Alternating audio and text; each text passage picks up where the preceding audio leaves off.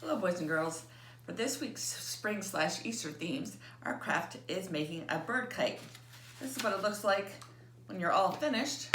Let me show you how to make it. You're going to take a plain sheet of paper, fold it in half, then, like the airplane, instead of folding it straight down, we're going to fold it a little bit at an angle. You get that angle. With your parents' help, use your stapler. And parents, we have used staplers in school before, so they can use them, but I do recommend supervision. And we staple the other side. Then we cut a little triangle to make our beak.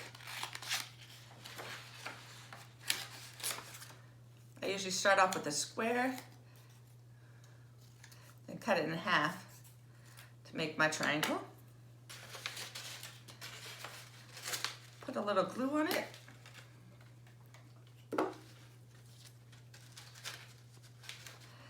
And there's our beak. Then we draw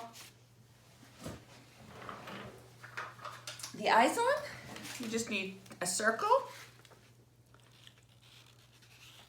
with a dot in the middle. Then to make the tail feathers, I just drew a drop, like a teardrop or raindrop, and then you make all these little slits all the way down. You keep going, cutting all the way down on both sides, and then you can curl it, or you can just use your fingers to make the little feathers stick out a little more, and then you can glue those onto the back of the tail. Back of here, and there's your tail. Then all you need to do is put a hole punch in the middle and tie on the string. Then it's like an airplane. I haven't tried it out yet. This is the first time I've made this project. You're supposed to be able to fly this like a kite, but I have not tested it yet.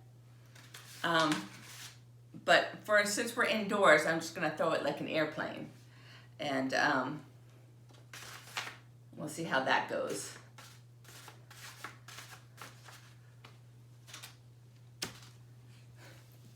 So thanks for coming to see our project, and I have another one tomorrow.